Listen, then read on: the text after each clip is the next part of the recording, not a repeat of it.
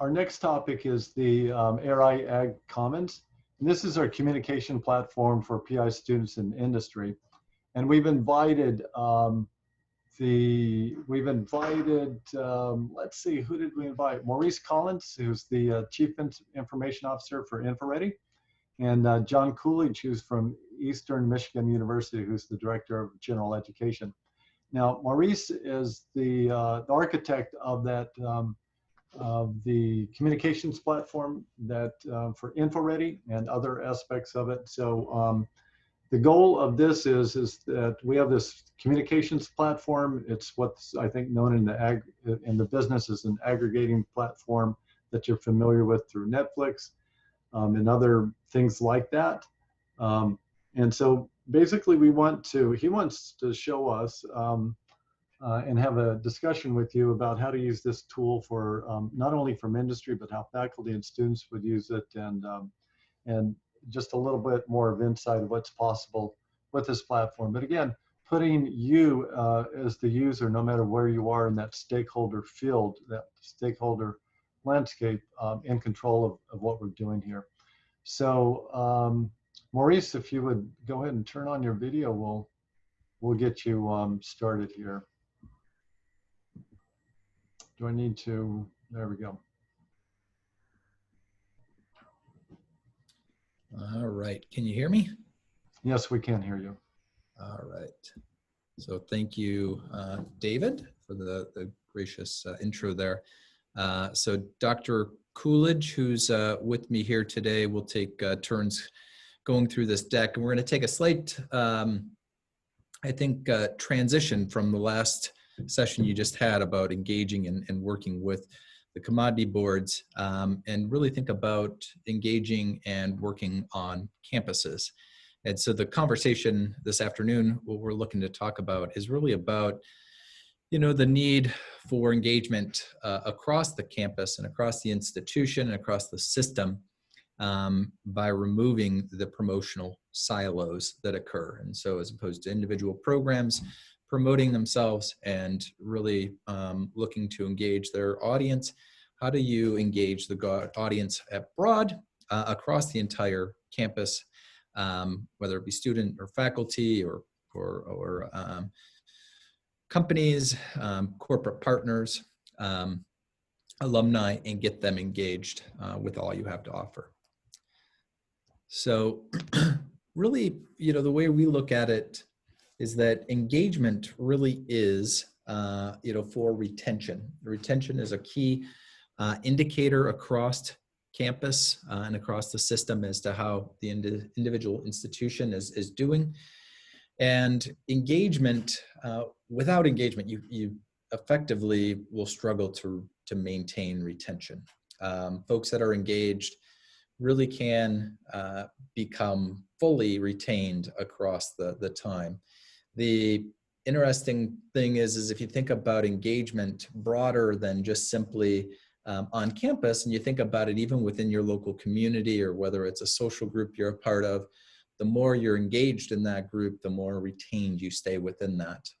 If you stay engaged with your community and are part of various programs, and if you're a part of the social network that's there, the chances of you wanting to leave that community is far lower. And so the paradigm works here as well. John, do you want to take and share some thoughts and some comments on that as well? Sure, Maurice. I thought we were going to do point counterpoint. So my counterpoint is no. Okay, just kidding. There's some interesting stuff going on here. We've been thinking a lot about the idea of a fully engaged institution, or pervasive engagement. And Maurice gave some examples of that. So it seems like it could cross a lot of different domains. But the main idea is something like when somebody's engaged, there are three key features to that. One is there's kind of emotive feature where they're sort of feeling good about what they're doing. They feel excited about stuff. And so increasing engagement also helps people sort of feel like they fit in. It's not just a matter of being properly situated, but having this emotive content. Secondly, engagement requires a kind of like agency. And that idea is one we're going to talk a little bit more about as we go forward. But there, the idea is something like, to be engaged, you have to be able to find the stuff you want and to be able to find it in a way that makes sense to you. So if there's barriers to agency, there'll be barriers to engagement. And then last, there's a kind of like shared valuing involved in engagement. So engagement only really happens when you sort of see what you care about is cared about by others.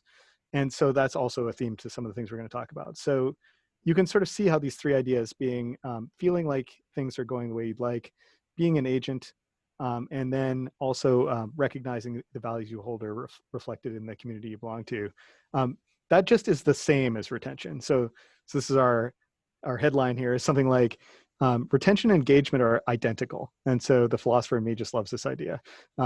If we care about retention as an important indicator, keeping people involved in a grant process, keeping people involved in classes, keeping people from leaving your institution to go to another institution because they're not finding those things. All those retention goals are key goals. And at the bottom of all of those is engagement, namely feeling connected, being able to connect in the ways that make sense to you, and lastly, seeing the things you cared about reflected. And so that's our starting point for the rest of the things we're going to say, I think. Does that sound right, Maurice? Or counterpoint? Absolutely. So I think the other point I would make, and to the end of the last session, the point that was brought up around the sort of the crazy concepts that come through.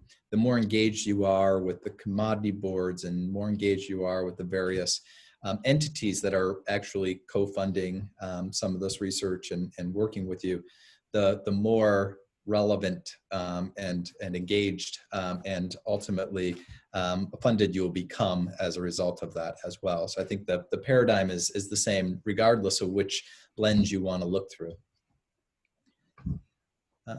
Right.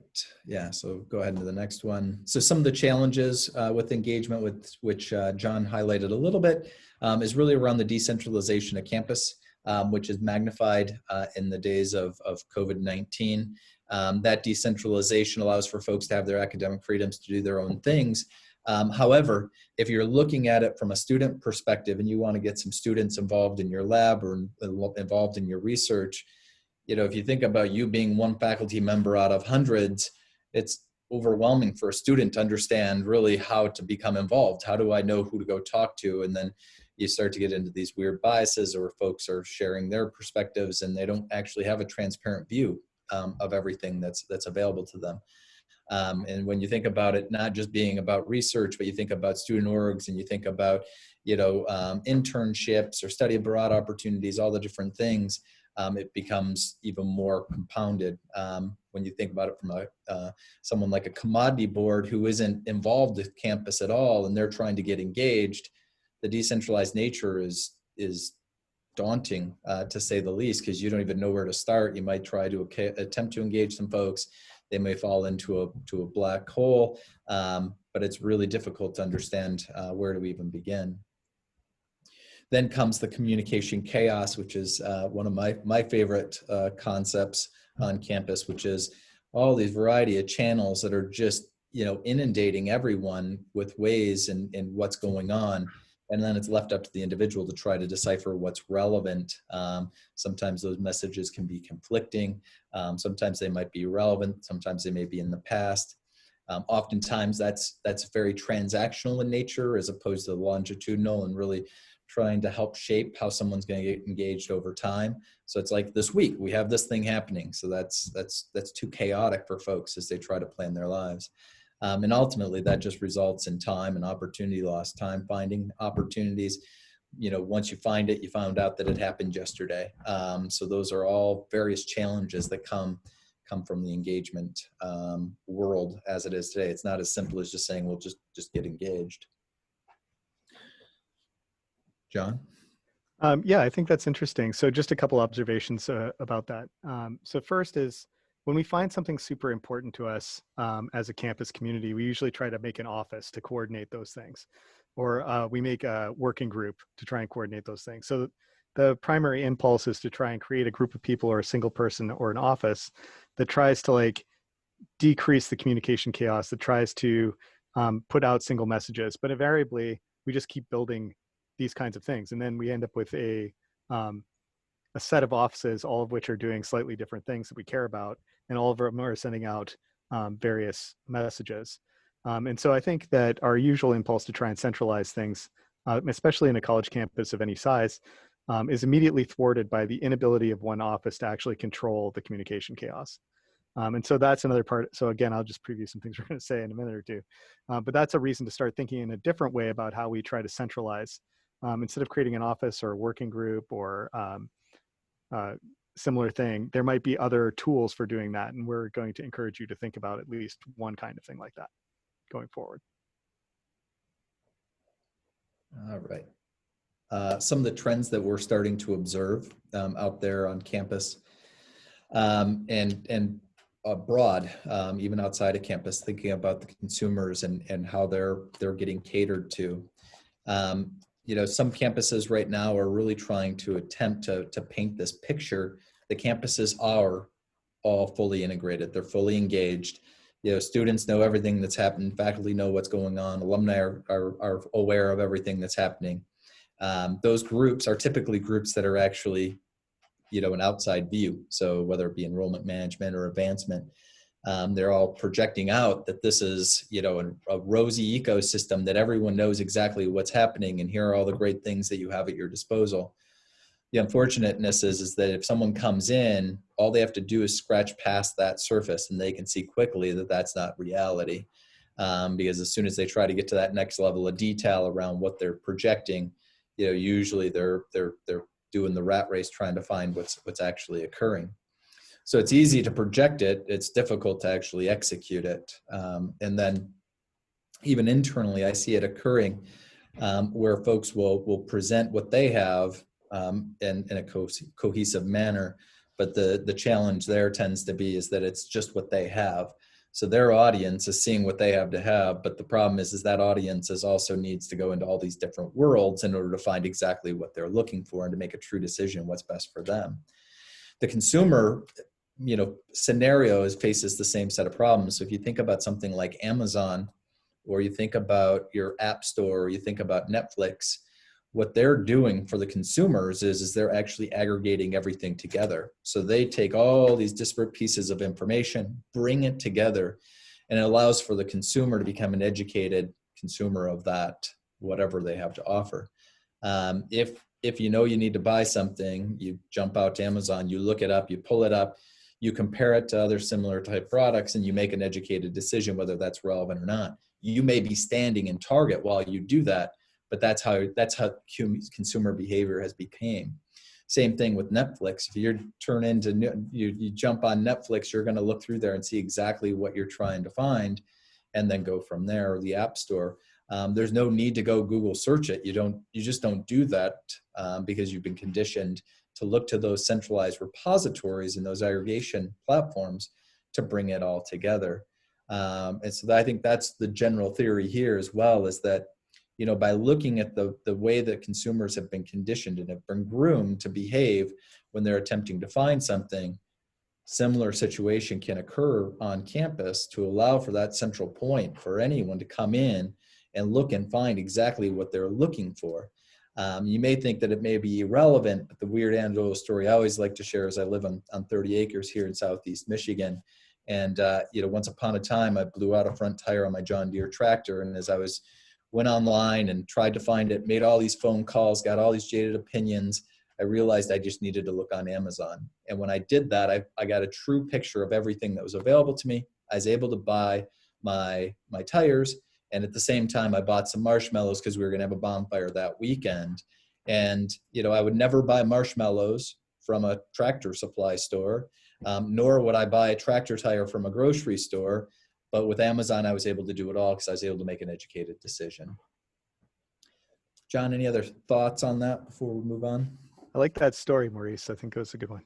I have a couple thoughts. Well, I guess I have one thought that I think is worth kind of flagging here is the way in which these aggregation platforms solve the problem of information chaos is they put you in the driver's seat, which is what your example just demonstrated, right? So it's this idea of agency underneath that is the key to engagement, right? So when I go to a platform like Amazon, literally everything is there, but the information is presented in a way that I can easily figure out how to find what I'm looking for. And so in effect, I sort the misinformation or disinformation or problematic chaos for myself. And I think that's a nice thing again about, say, a Netflix carousel, right? It's like, well, these are going to be movies of this kind. So I can just immediately skip that carousel if I'm interested in a different kind of movie. But I'm controlling that, right? And so at the bottom, engagement has this agentive component, this wish list agency kind of idea. And it's those ideas that drive institutions to find the way to engage people. So it's providing the kinds of things people might be looking for, and you can provide as many kinds of channels as you want, as long as the receiver of that information is able to sort it for themselves. And that's the nice thing about the platforms you're just talking about. And it's highlighted nicely in your tractor story, I might add. Thanks. So, back to John's point there, really the keys to success here is really focusing on the audience. It's not uncommon for me to walk across campus and chat with folks about their program. They can talk all day long about their program and the great things that come from their program. But if you're not thinking about how to promote it to your audience, then in that scenario, what ends up happening is your key audience members may not ever become aware of it. And so that's, the critical aspect of it is thinking about that and thinking about, the old adage that if they build it, they will come. That's not reality. They have to have a reason to come.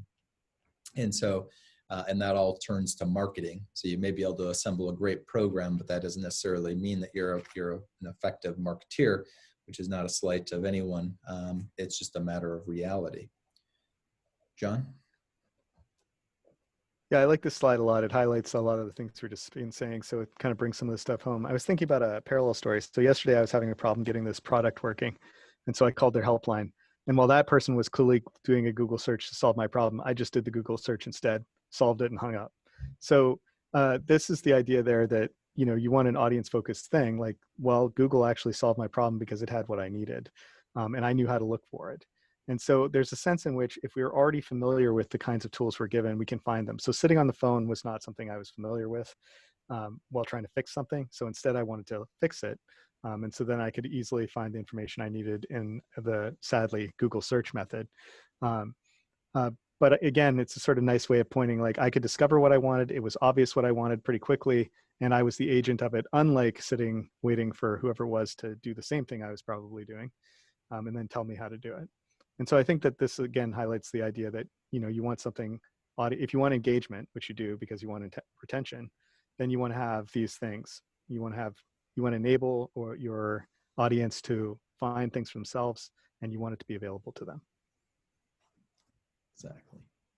So we're going to walk through a couple examples here real quick and try and catch up some time. So the first example is going to be near and dear to the ARI folks here, which is the Agricultural Commons, and then we'll show a little bit of Converge, which is near and dear to John's heart. So the first slide that you'll see here is, you can go ahead and advance the slides, yeah. So is the sort of just a snapshot of really what the engagement hub looks like. So we refer to it as an engagement hub, and the general concept, as you can see there, is some carousels, much like what you'd experience in something like Netflix. It allows you to quickly, glance through the various topics and what's being presented there. The ARI, Agricultural Commons, is a collaboration and an aggregation of a whole bunch of different things, from all of the projects that have happened over the course of the last 20 years to all the commodity boards that are available, to the various resources that are on the various campuses, to all of the resources to the PIs that are getting funding, to the fellows that have been part of the cohort and all of that, to even undergraduate experiences that are off campus from CSU. So wide variety of great things out there in one centralized location. So anyone that's affiliated with ARI can know how to become engaged with ARI. So the next slide. So here's a snapshot of the various industry partners and what they look like. So you can go out there and you can see all 40, I think 48 of them, 49, the commodity boards there in the state of California, what they're interested in. You can get access to them, go out and take a look and see if they might have some sort of funding opportunities that are relevant to you, so on and so forth. And the next slide, the other key differentiator here with something like what you're looking at here, which is very similar to Amazon, is the structured search on the left-hand side. So ARI has spent a significant amount of time thinking about what those search facets should be there on the left, so you can go in and identify precisely what you're looking for and bring that all up. And so you can go in and say, hey, look, I'm interested in this specific issue, or I'm interested in this amount of funding, or hey, look, I want to see what happened in this corresponding year. You can go out there and pinpoint exactly what you're looking for. You can enter in your search terms if you wish to, but it's really, it's right there. So that's really some of the key things that make this different than a website, because it allows you to go through, iterate through it, pinpoint that without guessing what the right keywords are and what you should be searching for, and so on. And so the next example here is Converge, which is a Gen Ed course catalog, which is what Eastern Michigan University is doing. And again, with respect to driving transparency and familiarity for students, in this case, what it does is it allows for students to go in and really understand every course that's available to them without seeing the wall of text that is typical in a course catalog. They can come in, it's graphical. It allows for faculty to come in and augment the content that's out there. And there's also other capabilities that they can do as they look through it. So on the next slide, what you'll see is that this is a call out for the specific tile. And here you could see the various calls to action. And so that's the other aspect to the platform that's really powerful is that you as the user coming in, you know exactly what actions you can take on any given tile. You don't need to come in and try and figure out where you're looking for something and what you're supposed to do and how you're supposed to do it and how you should engage them. This allows you to come in and take action right away. So in the ARI example, if you find a project out there that you're interested in, you can click on engage that project, and it'll actually begin a communication stream right in with the folks at ARI, whether it be Dr. Still or the respective PI that did the research itself. But no longer do you need to wonder how you can actually get involved in this individual or these groups of individuals. So the next slide. And so here's an example of the actual content that's once you get past the tile. So it's a little bit deeper than just simply the 140 character short description that's on the tile. There's a tremendous amount of content that's out there that's really highlighting all the different features. Inside ARI, it's all about the projects or the researchers and their respective research. Here, it's all about the courses. So again, I think the power of the two examples here is that you have two very different worlds being presented in very similar ways in a format that's very familiar with folks. If you think about Pinterest or you think about Amazon, you know, the examples here are very similar. So folks are coming in, they're already familiar with the experience. They're no longer trying to seek and find, you know, how to interact with something. They can simply just take action, which is really what they're trying to do anyways. And for conclusion here, you know, really it comes back to the sort of the main storylines here. It's all about discovery and agency. If you want to get folks engaged, they have to be able to find what they're looking for. They want to feel like they're empowered to actually find those elements. The siloed approach to promotion costs everyone. Not only is it the program manager who's trying to create a program and get folks involved in it, they're trying to figure out all sorts of different ways if they have participation woes. And so they're wasting time doing that as opposed to effectively managing their programs. Also cost the audience. If you're talking about a student or you're talking about a commodity board, you've got them for about 30 seconds. And if they don't find what they're looking for, they're off to the races. They're going someplace else. There's too many options for them. And so by providing it in a consistent manner and removing those silos, they know exactly what they're seeing. And, you know, awareness through promotion is not the program's problem. I think that's truly an institution level issue. And if it's consistent in the program and only the programs go out and promote things, ultimately you'll still struggle with the same issue we have today, which is around retention, because folks will still struggle to become engaged because they'll still lack the awareness of what's available to them. John, your closing thoughts? Yeah, I guess I want to bring this back to the idea of engagement having three parts that I mentioned before. So there's an emotive component, right? The nice thing about these platforms is that I don't have to go to some office or get mandates from some set of people I've never met. I can go there and I can find stuff quickly and easily in a way I'm familiar with. So we've been well trained by Amazon and Netflix to use this kind of platform, and that's to its advantage. Secondly, I think the nice commonality between the ARI platform and the Converge platform is the agentive component, right? I can, as you pointed out, you can know what you can do when you get there. I can find the things I want, and I can make them relevant to me. And then lastly, and I think this point may be worth also highlighting, is the shared valuing component, right? In all of these tiles, like the people who care about them built the tile. So faculty members can build a tile that represents the course they'd like to see students understand it. And industry partners can build in the kinds of things they care about. So when I look at that tile, I can see what I care about reflected to me directly without some third party like an advisor or a board or an email. I can see right there that we're both caring about the same kind of thing. And so this kind of platform has this nice advantage of engaging me in those three ways that make it powerful. So as by way of summary, I think that we're trying to refocus this idea of these aggregating platforms, or refocusing the idea of how to convey information and reduce all of this siloing as well as the information chaos by doing a simple thing, providing you with something you're familiar with that you can interact with and that you can see your own values reflected in. So that's how I would finish. Yeah, Maurice and John, thank you. I think that you did a great job in explaining the platform, the concept behind it, the value of it. We kind of mentioned the word silos out there. This is some of the things that have been permeating throughout our discussion, whether it's just been named as such or not. But, again, we talked about wanting to increase our engagement with the industry.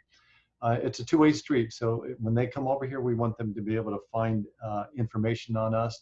We want our faculty to be able to find out information in the other direction.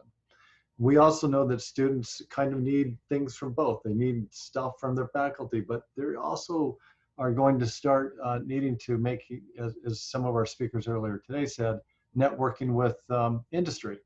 So the more that each of us takes ownership of your tile, because you can see that basically if you're industry, you have a tile.